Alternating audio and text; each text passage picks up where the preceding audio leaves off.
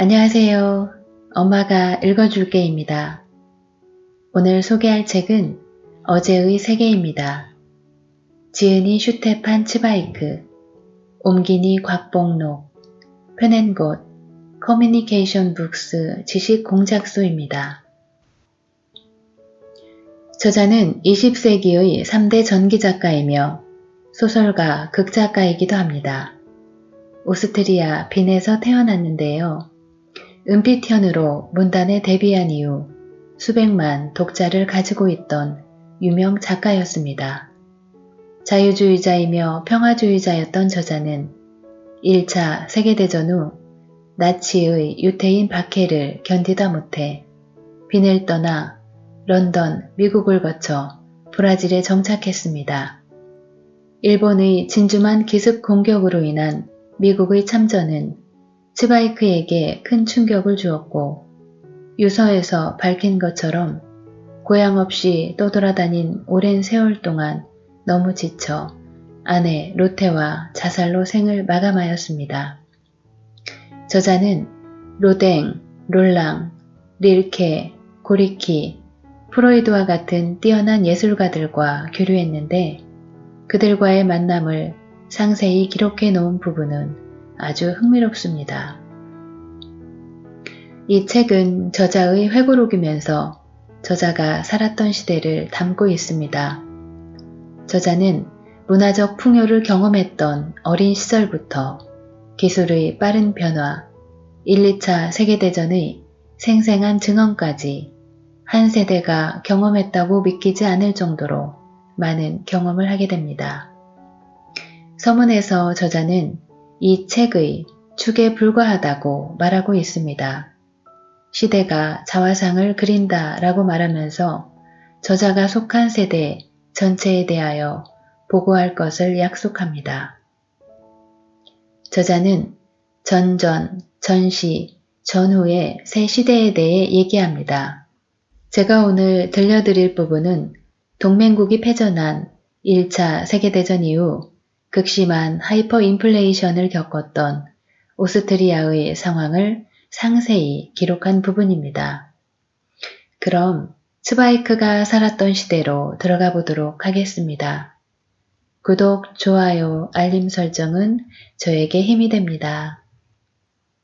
오스트리아로의 귀환.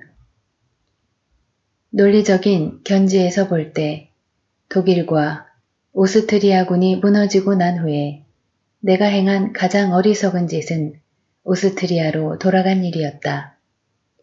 오스트리아는 다만 옛 군주국의 확실치 않고 생명 없는 회색의 그림자로서 유럽의 지도 위에서 저물어가고 있었다.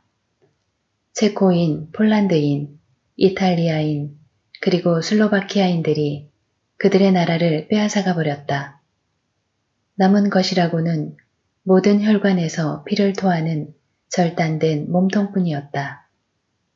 독일, 오스트리아인이라고 부르도록 강요당한 600만에서 700만 명 중에서 수도 한 곳에서만도 벌써 200만 명의 사람들이 주위에 얼어 굶주리고 있었다.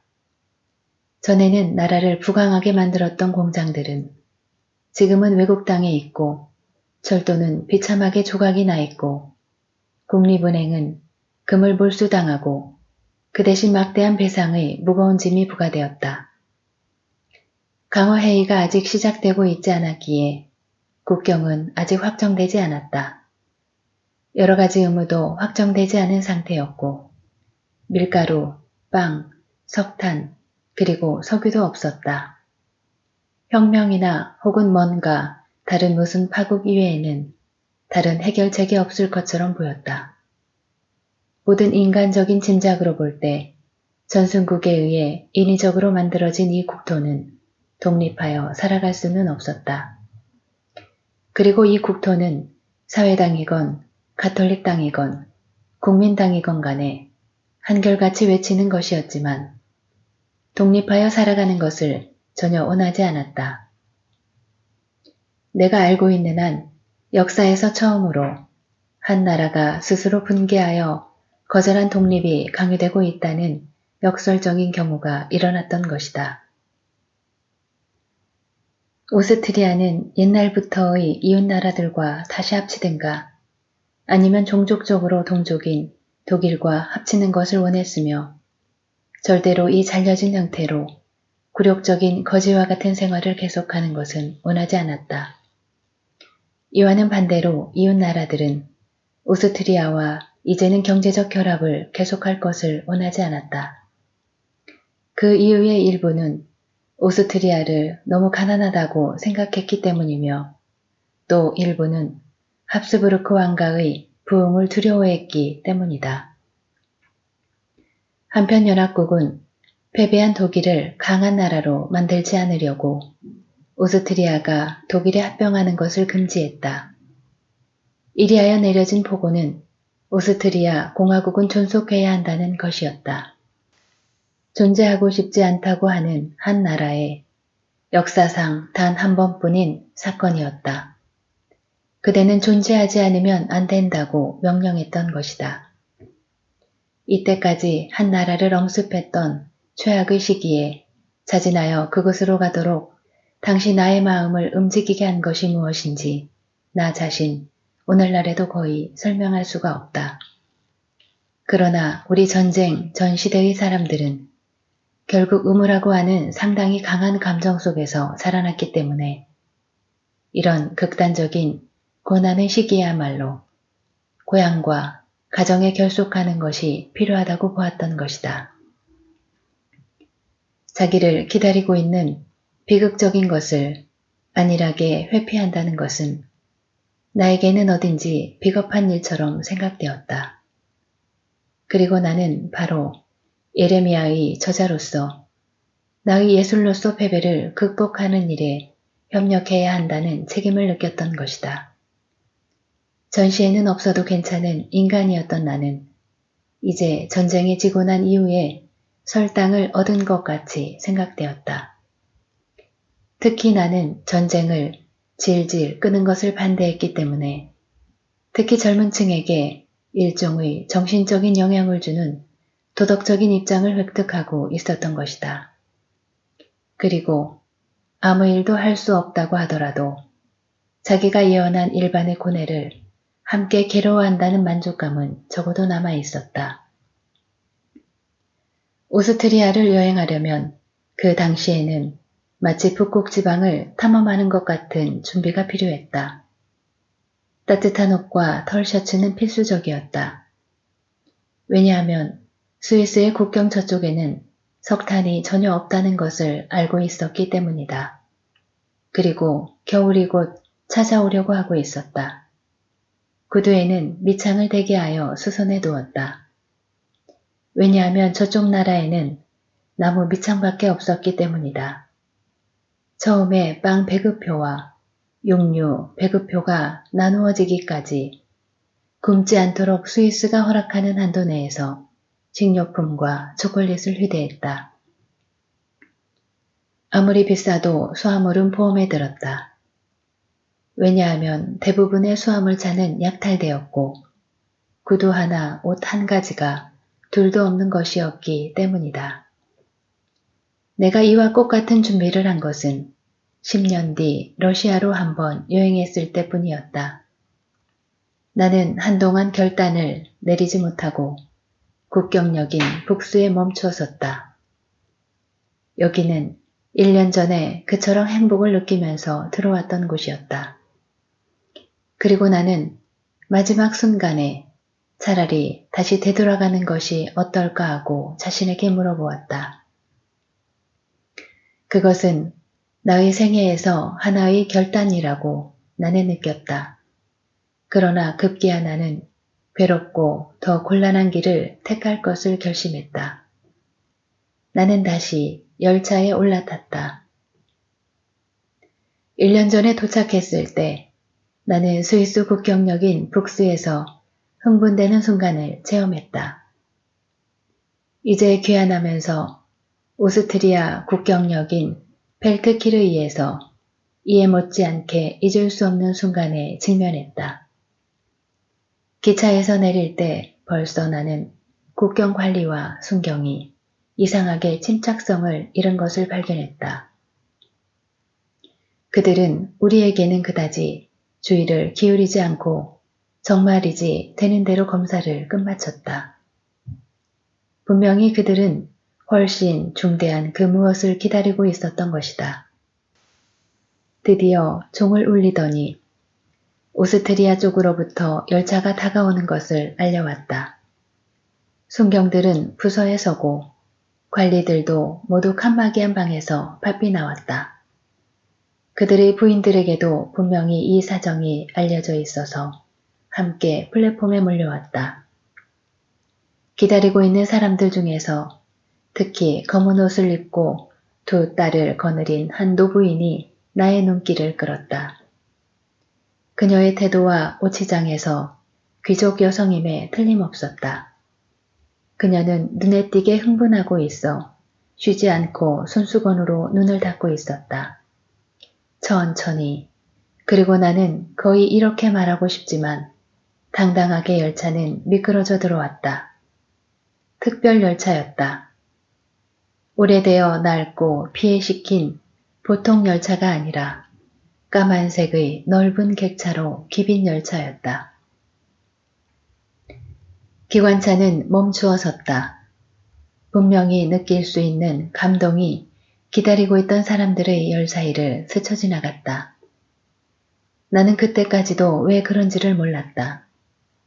그때 나는 객차의 거울과 같은 유리창 뒤에 높이 꿋꿋이 서 있는 오스트리아의 마지막 황제, 칼과 검은 옷을 입은 치타 황후를 보았다. 나는 깜짝 놀랐다. 오스트리아의 마지막 황제, 700년간 국토를 통치해온 합스부르크 왕조의 계승자가 그의 제국을 떠나는 것이었다. 그는 공식 퇴위를 거부했지만 공화국은 그의 출국을 모든 경의를 다해 허용했다고 할까? 아니면 오히려 출국을 그에게 강요했다고 할까? 이제 그 키가 크고 엄숙한 인물이 창가에 서서 마지막으로 그의 국토의 산, 집, 그리고 사람들을 바라보고 있었다. 그것은 내가 체험한 하나의 역사적인 순간이었다. 그리고 그것은 제국의 전통 속에 자라나 초등학교에서 첫 노래로 황제의 노래를 부르고 나중에 군무에 종사했을 때 지금 눈앞에서 평복을 입고 엄숙하고 사려 깊게 바라보고 있는 이 인물에게 육지에서나 물 위에서나 하늘에서나 오직 황제에게 복종할 것을 맹세한 자들에게는 이중으로 감동적인 일이었다. 나는 몇 번이고 오늘날에는 이미 전설이 되어버린 화려한 옷치장을 한 노 황제를 성대한 축제일에 본 일이 있었다. 그가 황족과 장군들의 눈부신 군복에 둘러싸여 쉰부른의 대계단에서 8만 명의 빈 어린이들의 충성의 맹세를 받는 모습을 나는 본 일이 있었다. 어린이들은 넓은 녹색 잔디에 도열하여 가느다란 목소리로 감동적인 대코러스와 함께 하이든의 신이여 지켜주소서를 노래 불렀던 것이다. 나는 그를 궁정 무드회 때 보았고 테아트로팔의 상연 때에는 찬란한 군복 모습의 그를 보았고 이슬로 사냥을 하러 갈 때는 녹색 슈타이어 마르크 모자를 쓴 그를 보았다. 머리를 숙이고 경건하게 성체 행렬에 끼어 슈테판 교회로 걸어가는 그를 본 일이 있었고 저 안개가 짙은 습기찬 겨울날 전쟁이 한창인 때에 노 황제를 카푸치나 교회에서 마지막 휴식에 잠들게 한 상여도 보았다. 황제, 우리는 어릴 때부터 이 두 글자의 말을 외경에 찬 마음으로 발음하도록 가르침을 받았다. 이 말은 우리에게는 모든 권력, 모든 부귀의 총체였고 오스트리아의 불멸성의 상징이었기 때문이다.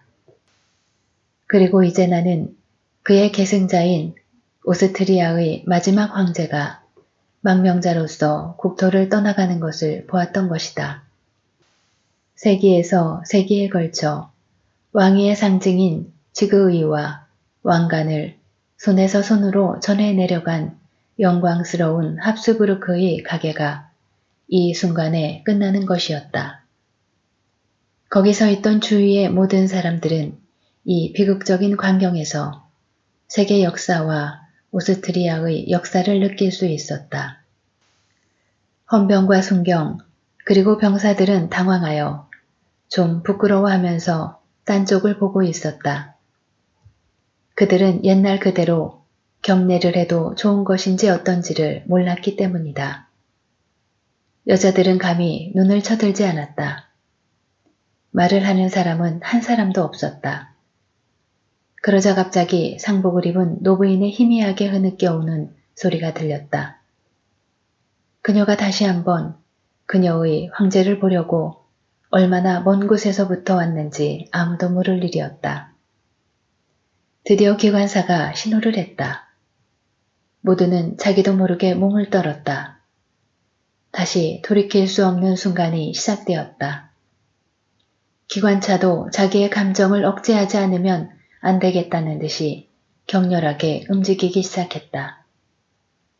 그리고는 열차는 천천히 멀어져 갔다. 관리들은 경의를 다해 열차를 환송하고 있었다. 그 후 그들은 장례식 때 볼 수 있는 것 같은 일종의 당황한 모습으로 관청으로 돌아갔다. 이 순간 거의 1000년 계속된 군주국은 정말로 끝을 맺었던 것이다. 내가 돌아가는 곳은 다른 오스트리아인 것이며 다른 세계라는 것을 나는 알았다. 열차가 저 멀리 사라져 가자마자 우리는 반짝반짝하고 깨끗한 스위스의 객차에서 오스트리아의 객차로 바꿔 타라는 명령을 받았다. 그리고 오스트리아의 열차에 발을 들여놓기만 해도 벌써 이 나라에서 무슨 일이 일어났는지를 미리 알 수 있었다. 사람들에게 자리를 내보이는 차장들은 마르고 굶주리고 절반 누더기 옷을 입고 여기저기를 걷고 있었다. 찢어지고 오래 입어 낡은 그들의 제복은 움푹 들어간 어깨 근방에서 헐렁거리고 있었다. 열고 닫는 유리문 가장자리의 가죽이 잘려져 있었다. 왜냐하면 한 조각의 가죽도 기중했기 때문이다. 좌석에도 훔치는 자의 갈자국과 종검이 설치는 적이 있었다.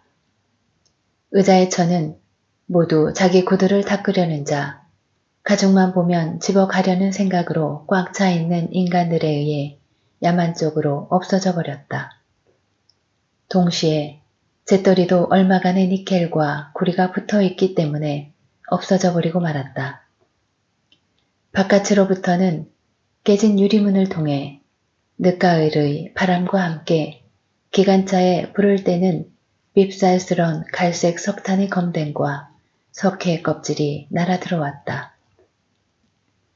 그것은 바닥과 벽을 새까맣게 만들고 있었는데 석탄 냄새는 적어도 전쟁 중에 얼마나 많은 병사와 부상자가 이 해골뿐인 차에 운반되어 갔을까 하는 것을 생각나게 만드는 요도포름의 날카로운 냄새를 진정시켜주고 있었다.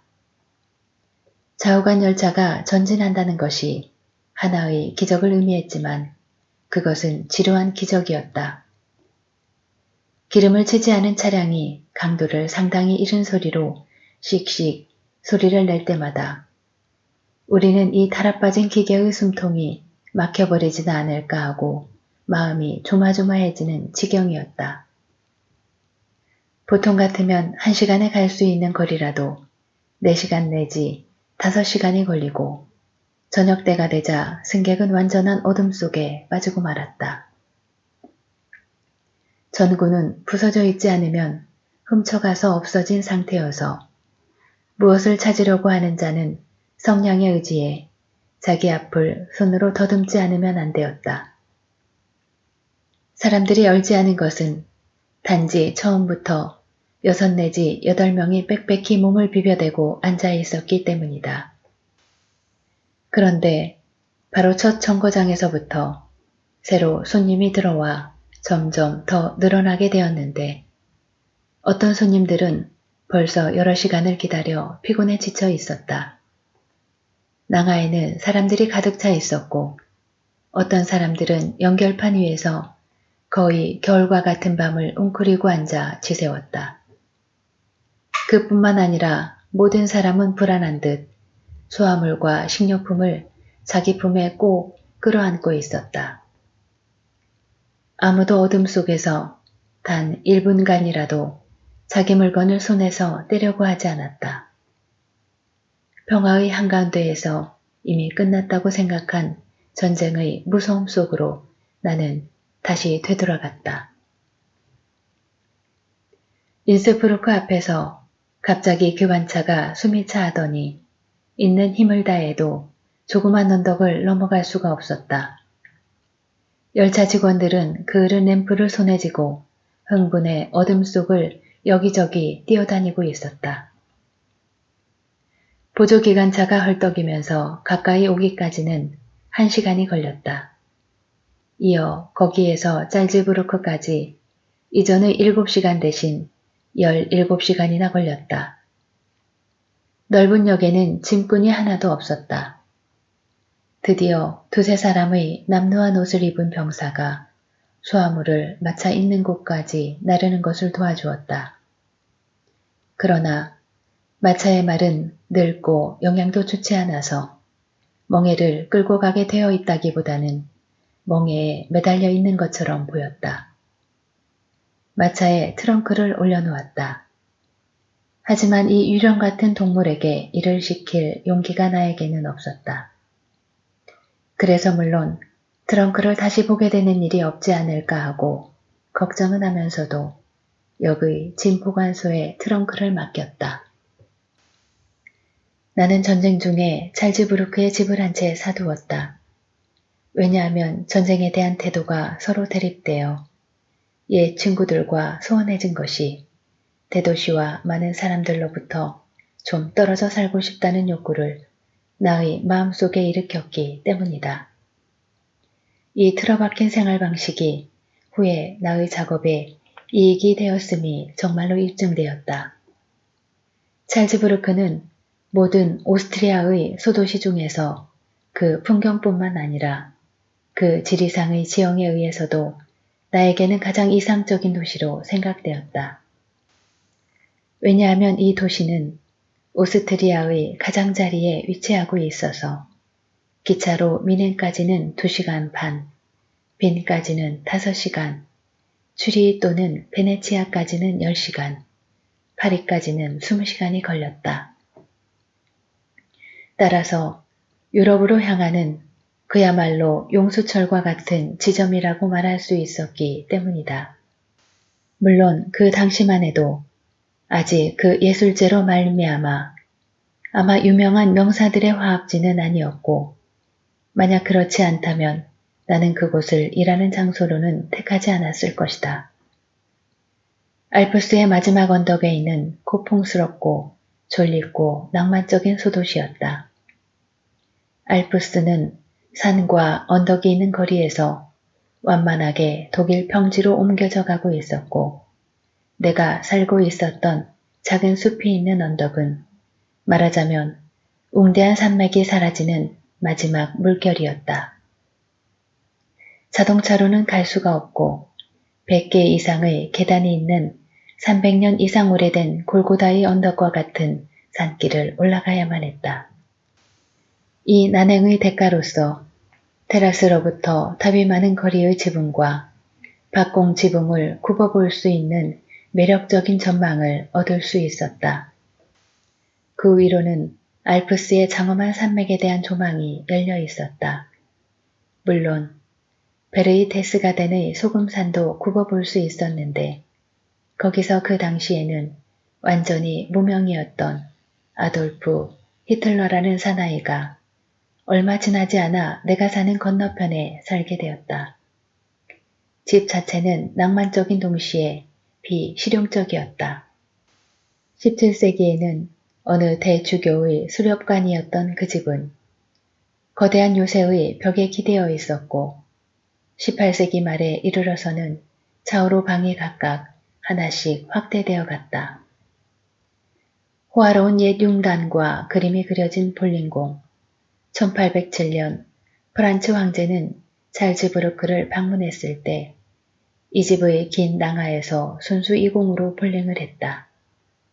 게다가 여러 가지 토지권에 관한 여러 장의 옛 양피지, 이것들은 언제나 당당했던 이 집 과거의 명백한 증거물이었다. 이 작은 성, 그것은 전면이 길기 때문에 호화로운 인상을 주었지만 깊이가 없기 때문에 9개의 방밖에는 없었다. 옛날의 진품이라는 사실은 나중에 우리 손님들을 대단히 기쁘게 해주었지만 그 당시에는 이 역사적 우물은 오히려 재난처럼 보였다. 우리는 이 집이 거의 사람이 살 수 없는 상태에 있다는 것을 발견했다. 빗방울이 쉴 새 없이 방 안으로 뚝뚝 떨어졌고 눈이 온 뒤에는 언제나 낭하가 흠뻑 젖었다. 지붕을 본격적으로 수리한다는 것은 불가능했다. 왜냐하면 목수들은 석가래의 제목을 갖고 있지 않고 함석장이는 저만 악수 홈통의 아연판을 갖고 있지 않았기 때문이다. 간신히 지붕의 구멍이 특히 심한 곳만을 종이로 붙였다. 또 눈이 오면 스스로 지붕으로 올라가 기회를 놓치지 않고 그 무거운 눈을 삽으로 쳐내는 길밖에는 별 도리가 없었다. 전하는 반란을 일으켰다. 왜냐하면 연결선으로 구리선 대신 쇠를 사용했기 때문이다. 아무리 세세한 것이라도 날라다 주는 사람이 아무도 없기 때문에 우리는 스스로 언덕으로 끌어올리지 않으면 안 되었다.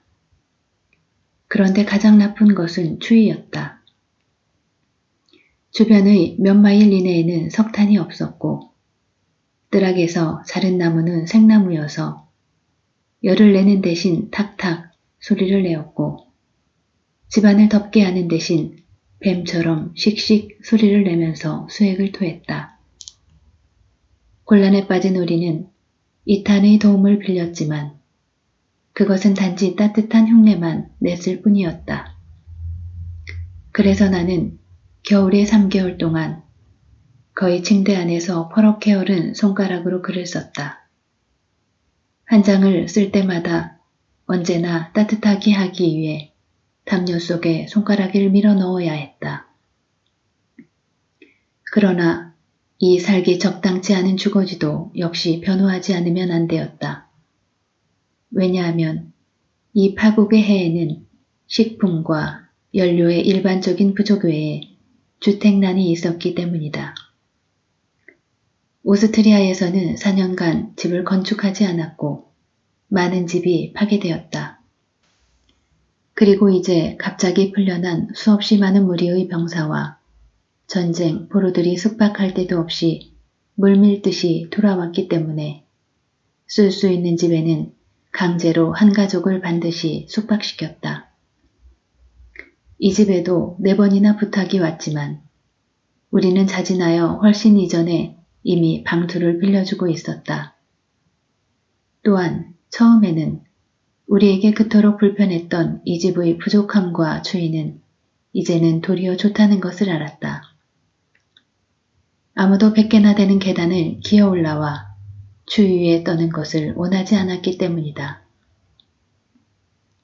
그 당시에는 거리로 내려갈 때마다 마음이 뒤흔들리는 체험을 했다. 처음으로 나는 기아라는 것의 위험한 황색 눈을 보았다. 빵은 까맣게 부서져 역청과 점토의 맛이 났다. 커피는 불에 태운 보리의 끓인 즙이고 맥주는 누런 물이고 초콜릿은 색깔이 다른 물회이고 감자는 얼어 있었다.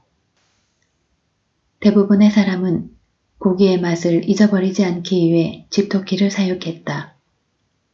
우리 뜰악에서는 젊은 사나이가 일요일 요리로 작은 다람쥐를 쌌다. 영양이 좋은 고양이나 개는 상당히 오래 산보한 뒤에는 집으로 돌아오는 경우가 드물었다. 가게에 팔려고 내놓은 섬유 물건들은 잘 처리된 종이로 만든 대용품의 대용에 불과했다. 사나이들은 거의 전적으로 옛 군복 차림이 아니면 러시아의 군복 차림을 하고 다니고 있었다. 그들은 그 군복을 보충부대나 병원에서 가지고 온 것이고 그것을 입고 이미 여러 사람들이 죽었던 것이다. 낡은 자루를 가지고 만든 바지도 드물지는 않았다.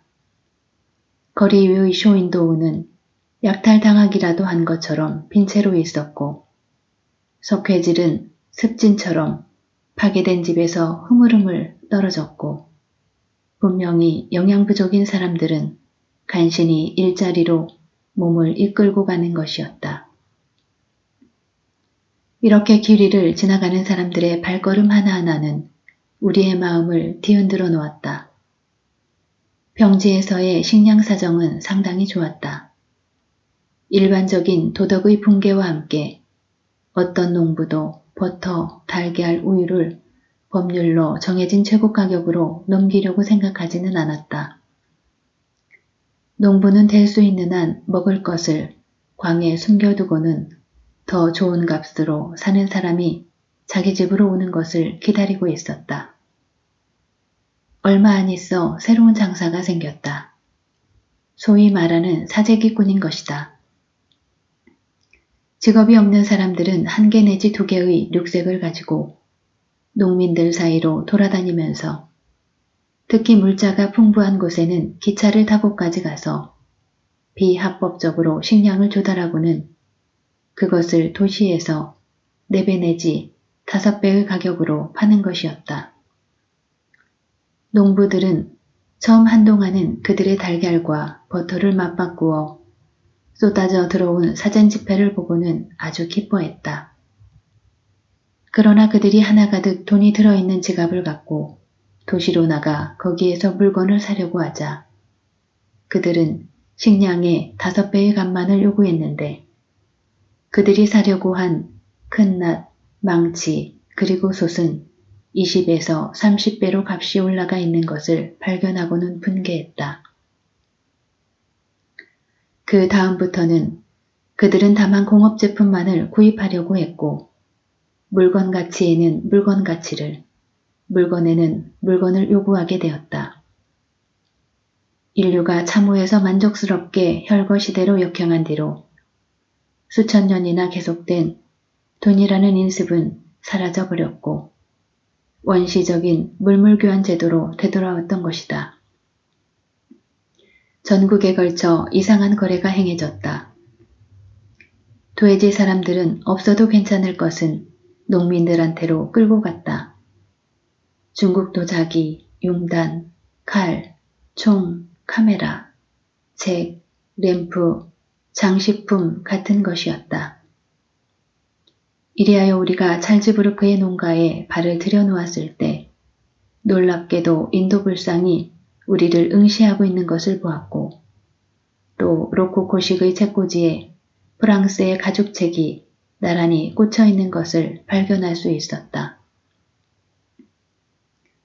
새로운 소유자들은 특별히 사랑하면서 이들 책을 내보이는 것이었다.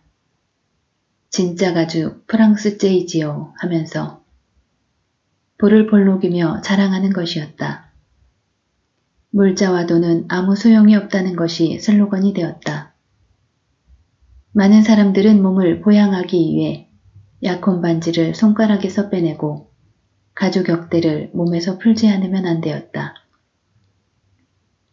이 불법 매매를 중지시키기 위해 드디어 관청이 개입했다.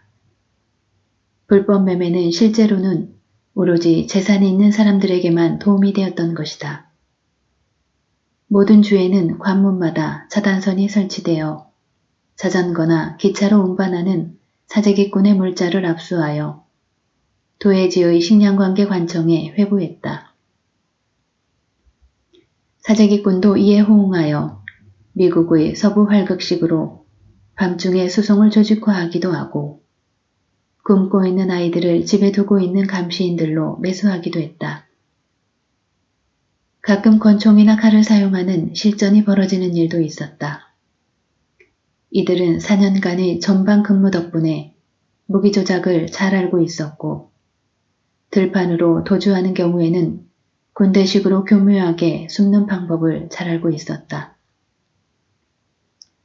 몇 주 사이에 혼란은 더 커져 주민들은 더 흥분했다. 왜냐하면 하루하루 돈의 가치 하락이 피부로 느껴지게 되었기 때문이다. 인접 국가들은 옛 오스트리아 헝가리 지폐 대신 자기 나라 것으로 바꾸고는 많든 적든 옛 크론의 금화를 회수하기 위해 작은 오스트리아의 제일 무거운 짐을 짊어지게 하였다. 주민들 사이 불신의 최초 징후로는 경화가 자취를 감췄다. 한 조각의 구리 혹은 니켈은 좌우간 단지 찍어낸 종이 쪽지에 비하면 물자라고 할 수 있는 것이었다. 정부는 메피스토 펠레스가 하는 식으로 이러한 인공적인 돈을 댈 수 있는 대로 많이 공급하기 위해 지폐 인쇄의 최대의 능률을 올렸지만 인플레를 따라잡을 수는 없었다. 그래서 각 도시와 거리, 급기야는 각 마을이 스스로 긴급 지폐를 인쇄하기 시작했지만 그것은 곧 이웃 마을에서 거절당했고 나중에는 그것이 아무런 가치가 없다는 것이 인식되어 대개는 그저 버려지게 되었다. 오스트리아에서 시작하여 독일로 퍼져간 인플레이션의 모든 양상을 확실하게 서술할 수 있는 경제학자는 그것이 능가할 수 없는 한편의 흥미진진한 소설의 재료가 된다는 것을 발견할 것이다. 왜냐하면 혼란은 점점 더 어마어마한 형태를 취했기 때문이다. 얼마 지나지 않아 어떤 것이 얼마만한 가치가 있는지 아무도 모르게 되었다. 가격은 제멋대로 올라갔다. 때를 놓치지 않고 가격을 올린 가게에서는 성냥한 값이 정직한 사나이가 순진하게 아직 어제의 값으로 팔고 있는 가게보다 20배나 더 비쌌다. 값이 싼 가게에서는 정직한 대가로 1시간 사이에 가게의 물건이 싹 쓸어가듯 팔려버렸다. 사람들 사이로 말이 전해져 누구나 달려가서 필요하건 필요하지 않건 상관없이 팔고 있는 것은 무엇이든지 샀기 때문이다. 한 마리의 금붕어나 한 대의 망원경도 물건이었으며 사람들은 종이 대신 물건을 원했다. 가장 기묘한 경과를 보인 것은 집세가 서로 다른 것이었다.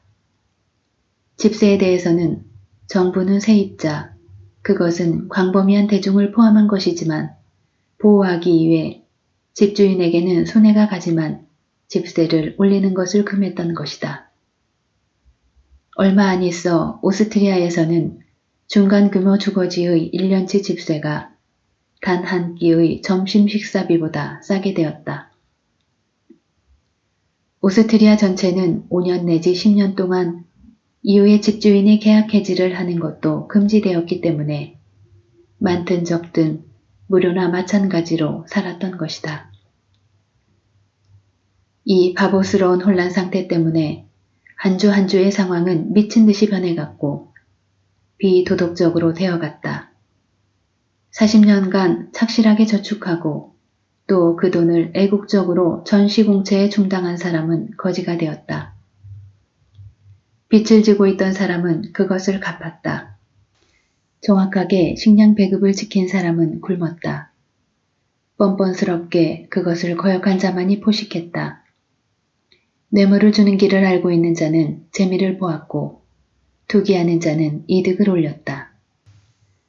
사들인 값으로 파는 자는 도둑 맞는 거나 마찬가지였고 신중히 계산하는 자는 계속 속임을 당했다. 돈이 이와 같이 용해되고 증발되는 속에서는 어떠한 판단의 표준도 어떠한 가치도 없었다. 단지 한 가지의 덕만이 있었을 뿐이다. 즉 영리하고 요령있게 깊이 생각하지 않는 것이 중요했다. 그리고 질주하는 말에 짓밟히는 대신 그 말의 잔등에 올라타는 것이 중요했다. 여기에다 가치가 폭락하여 오스트리아 사람들이 모든 판단의 표준을 잃어버리고 있는 사이에 많은 외국인들은 오스트리아에서 이 혼잡을 틈타 부정한 이득을 올릴 수 있다는 것을 깨닫게 되었다. 인플레가 점점 빠른 템포로 진행되어 갔던 3년 동안 국내에서 안정된 가치를 보유한 유일한 것은 외국 돈이었다. 오스트리아의 크로네 화폐는 악유처럼 손가락 아래에서 녹아 없어져 버렸기 때문에 누구나 스위스의 프랑, 미국의 달러를 원해 대부분 외국인들은 오스트리아 크로네의 움찔거리는 시체를 잡아먹으려고 시세를 최대한 이용했다. 오스트리아는 발견되었고 재난 많은 외국인 시즌을 체험했던 것이다. 빈의 모든 호텔은 이들 썩은 고기를 먹는 짐승들로 넘쳐 있었다. 그들은 칫솔에서 토지까지 모든 것을 샀다. 그들은 개인의 수집품과 골동품 상점을 텅 비게 만들었다. 소유자들이 비통한 상념 속에서 얼마나 많은 것을 빼앗기고 도난당했는가를 알아차렸을 때에는 이미 때는 늦었다. 스위스 출신의 보잘것없는 호텔 서기들, 네덜란드 출신의 여자 속기사들은 링거리에 있는 호텔의 기빈용 별관에서 살고 있었다. 다음 사실은 믿어지지 않겠지만 나는 충분히 증언할 수 있다. 즉, 잘즈부르크의 유명한 호화 호텔 드 유럽에는 오랫동안 영국의 실업자들이 묵고 있었다. 그들은 상당한 액수의 영국의 실업보험 덕분으로 자기 나라의 빈민굴보다는 여기에서 훨씬 싸게 생활할 수 있었던 것이다. 고정시켜 놓지 않은 물건은 무엇이든지 없어졌다. 오스트리아에서는 얼마나 싸게 생활할 수 있고 쇼핑을 할 수 있는가 하는 뉴스가 점점 널리 퍼지자 스웨덴, 프랑스로부터 탐욕스러운 새로운 손님들이 몰려왔다. 빈 중심부의 길거리에서는 독일어보다 이탈리아어, 프랑스어, 터키어, 루마니아어를 듣는 일이 더 많았다. 독일도 처음에는 인플레가 오스트리아보다 훨씬 완만한 템포로 진행됐기 때문에 물론 나중에는 우리나라의 인플레를 100만 배나 능가하게 되었지만 그 마르코 화폐를 갖고 가치를 잃어가는 우리의 크로네 화폐의 최대한으로 이용했다. 국경도시인 찰즈부르크는 매일의 약탈 행렬을 관찰하는 가장 좋은 기회를 나에게 주었다. 가까운 마을과 거리로부터는 바이에른 사람들이 수백 명, 수천 명씩 넘어와 이 작은 거리로 밀려왔다. 그들은 여기에서 옷을 맞추고 자동차를 수리했다. 그들은 약국과 의사한테로 갔다. 미넨의 큰 상회는 우편 세금의 차액으로 이익을 얻기 위해 외국 우편과 정보를 오스트리아에서 탁송했다. 급기야는 독일 정부의 간섭으로 국경 감시를 하게 되었는데 그것은 모든 필수 물자를 독일 상점에서 사지 않고 훨씬 싼 잘즈부르크에서 사는 것을 막기 위해서였다. 잘즈부르크에서는 독일 돈 1마르크가 오스트리아 돈 70크로네를 호가했기 때문이다. 그리고 세관에서는 오스트리아에서 온 모든 물품은 엄하게 몰수했다. 그러나 하나의 품목만은 계속 자유로웠고 몰수할 수가 없었다. 그것은 뱃속에 들어간 맥주인 것이다. 그리고 맥주를 좋아하는 바이에른 사람들은 자기 고장에서는 1리터를 사는 값으로 크로네가 하락한 결과 잘즈부르크에서는 맥주를 5리터 마실 수 있는지 아니면 6리터, 10리터를 마실 수 있는지를 알아보려고 매일 환율표로 계산하는 것이었다. 이것보다 더 멋진 유혹은 생각할 수 없었다. 이리하여 이웃 마을인 프라이라신과 라이엔할로부터는 아내와 어린아이들을 거느린 사람들의 무리가 사치를 하려 또 뱃속에 넣을 수 있는 많은 양의 맥주를 마시러 찾아왔다. 매일 밤 역은 술에 취해 소리질러 노래 부르고 트림을 하고 토해대던 사람들의 무리로 흡사 악마의 거주지와도 같았다. 너무 많이 배에 쓸어 넣은 작자들은 바카스와 같은 고함과 노랫소리로 가득 찬 열차가 다시 그들의 나라로 돌아가기 전에 보통 때는 소화물 운반에 사용되는 손수레로 객차에 운반되어야 했다. 물론 명랑한 바이에른 사람들은 무서운 복수가 다가오고 있다는 것을 상상조차 하지 못했다. 왜냐하면 얼마 안 있어 오스트리아의 크론의 화폐가 안정이 되고 이와는 반대로 독일의 마르코 화폐가 천문학적 비율로 폭락했을 때 같은 역에서 오스트리아인들은 이번에는 이쪽이 싸게 마시기 위해 그쪽 독일로 갔던 것이다. 꼭 같은 연극이 두 번째로 시작되었지만 반대 방향으로 일어났다. 양쪽 나라의 인플레 사이에서 벌어진 이 맥주 전쟁은 나의 가장 기묘한 추억에 속하는 것이다. 왜냐하면 그것은 저 세월의 미쳐 돌아간 성격 전체를 그로데스크하고 생생한 축소 형태로 아마 가장 명료하게 나타내고 있기 때문일 것이다. 이상은 어제의 세계였습니다. 시청해주셔서 감사합니다.